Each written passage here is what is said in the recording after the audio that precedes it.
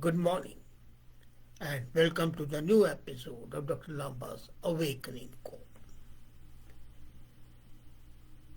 I have always liked the rules, the systems that Modi is implementing, but there has been some blunder. The Make in India policy was apparently very good to make India self-reliant. But can you really be self-reliant in the global economy?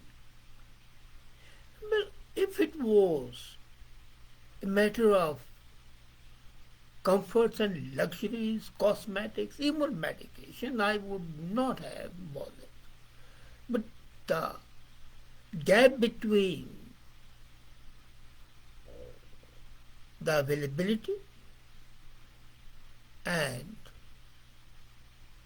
the need of the armed forces, especially of arms, critical weapons, is too humongous. And that is only because of absolutely negligence of the officials and the political leaders. Either there has been a gap in understanding the concept and executing it, or there has been a willful application, and the situation might be similar to what it was in 1962 when the Indian soldiers had to go in canvas shoes in the heights of Himalayas. Are you aware that because of this emphasis on Make in India, the armed forces are running out of weapons? And this is making Indian Air Force, Army and Navy. They can no longer import some critical weapon system to replace the aging ones. And the result, countries short of helicopters and fighter jets. And then the recent war, the ongoing war of Russia and Ukraine has worsened the situation. If you want to place an order today to purchase, you won't get it. I was talking to some officers of Sweden day before, and I was shocked to know that they don't have arms. All the arms that they had sent to Ukraine, and now they want to build a system, and USA doesn't have arms to supply to them. So by chance, if there is a conflict and Russia starts attacking, or China starts attacking Europe, they will be setting ducks. And India is no better. Really, the way to the hell is paved with good intentions. Intention was good, but the implementation is bad. The Prime Minister's boost to push the domestic manufacturing advance system is leaving India vulnerable to persistent threats from China and Pakistan. And this has been confirmed to me by senior officers.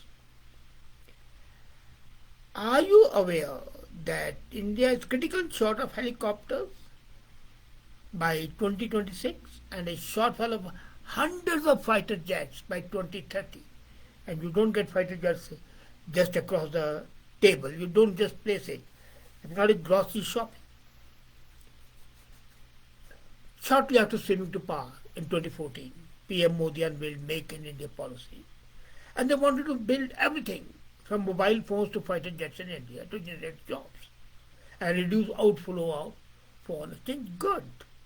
8 years later, India, which was once world's largest importer of military hardware, still doesn't manufacture enough weapons to meet locally demand.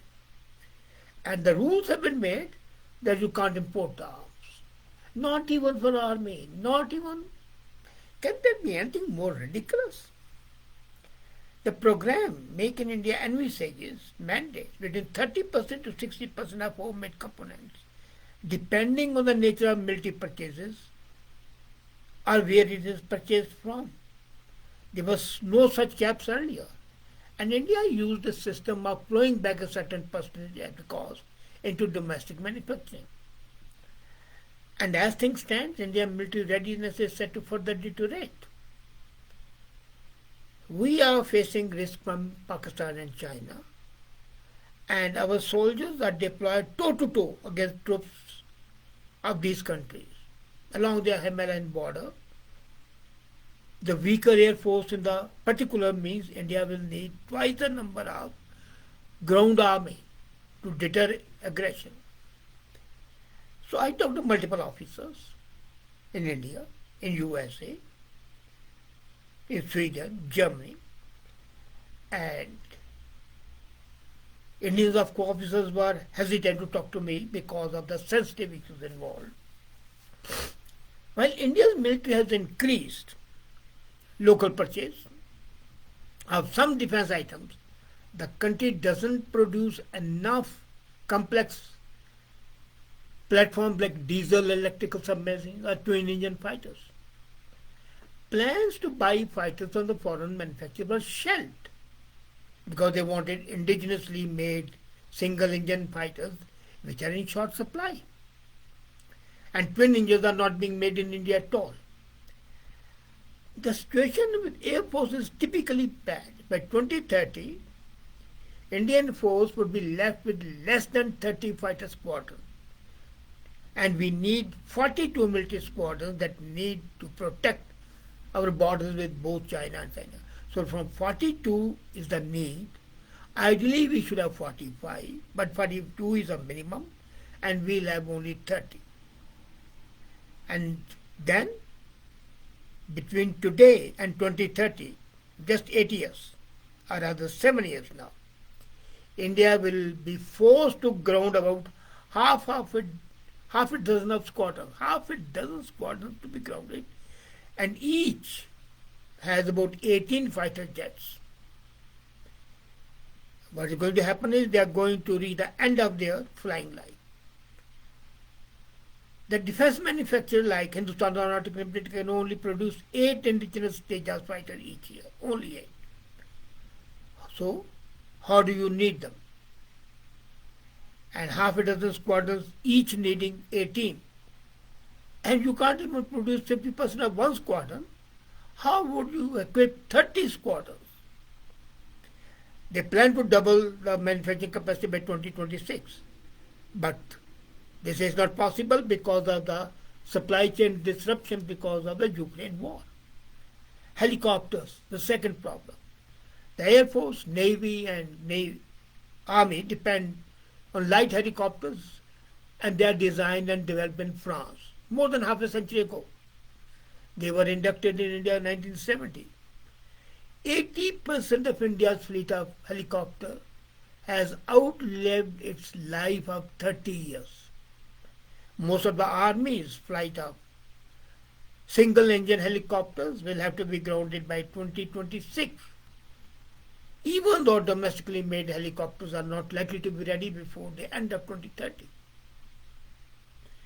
A plan to manufacture Russian Kamov 2260 helicopter hasn't materialized. Reason? Disagreement over cost and the amount of indigenous component to be included. Last year, what happened? Indian Army advised the Defense Ministry to ignore the PM's import ban and buy a few dozen multi-needed utility helicopters. Both Air Force and Army are also making contingency plans. Now what happens? You fly an old helicopter, it costs life and apart from the finance. And according to the records, until December last year, 19 soldiers have been involved in helicopter accidents since 2017. The Navy has a problem over the push of the homegrown equipment. Indian submarine fleet is dependent on a limited number of heavyweight torpedoes, and these are bought decades back, maybe 30 years back. So DRDO is working on a plan to make submarine launch heavy tornadoes. But there is no specific timeline when they would be ready. PM Modi's import substitution plan has not taken into account the fact that the developing world-class weapon requires billions of dollars of investment, years of research, and moreover, even Indian defense platform. We have light combat aircraft Tejas or tanks. They use 50% of imported components. So you are banning them and you can't ban import 50% because it must be 30%. So make in India for defense is a great policy again I would say. But the way it's being implemented, no. It's a good slogan. But beyond being a good slogan, it hasn't shown anything till today, at least as far as the defense is concerned. And we can't deny it. We are short of the jets, we are short of helicopters, we are short of torpedoes, we are short of heavy submarine fleet. With what do we go to war with? And the existing platform, all, they are aging. We are already short, and as their age comes to an end, using them, flying them, is going to be killing, both financially and physically. I fail to understand that why such policies, which are good, again I would say, but they should be implemented first in the fields of consumer goods, second, industrial goods, and last of all to defense. Because defense is the lifeline of a nation. And we are snapping the lifeline. And then I'm amazed. Not a single opposition leader has questioned the government on this shortfall. They're talking about nonsense like CAA and banning of hijab and things like that. And they're not bothered about what's going to happen to the countries. And this is happening not from today. As I said, it has been there for a long time. But then, when the free import was permitted, it was not that much of a problem. The problem is increasing now. So what we should do is to absorb this Make in India policy, at least for the defense services. But as I said earlier, there is a shortage of arms all around. And that would be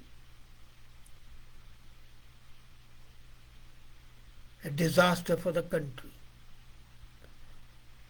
Suppose in the next 2 years, after election 24, 25, those 2 years would not be sufficient for you to either produce these things or to buy them, because you're not flush with money.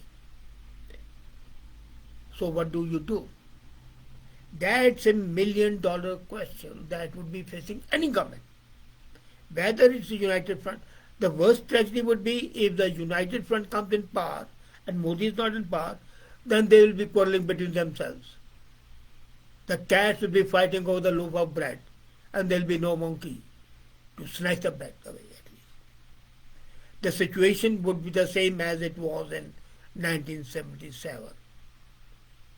What we need is today, now, the Prime Minister should issue an order that this Make in India rule would not be applicable. And the procurement of all these essential items should be done on a war footing. Would it be done? I don't know. But it must be done.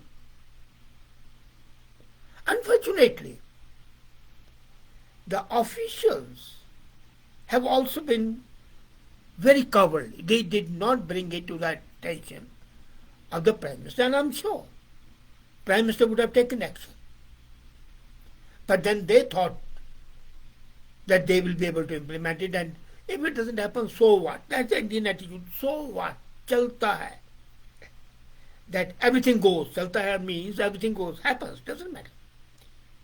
But these officers who did not bring into the notice of the political leadership need to be tried for treason and sedition. They have betrayed the country.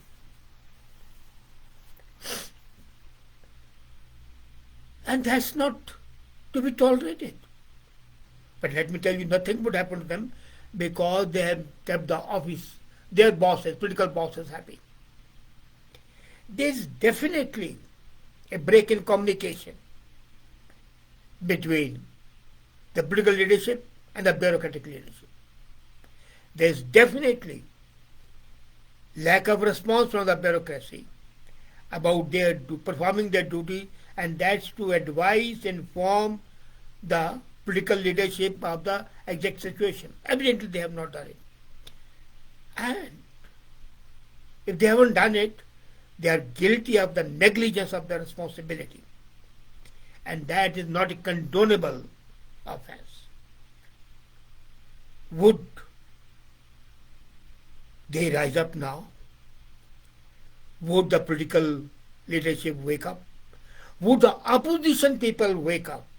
And I'm amazed, Indian media is quiet about it. They can only shout at the top of their voices for absolutely inane things. But not about the things which materially affect the nation. I hope better sense dawns today, now, this second. Thank you.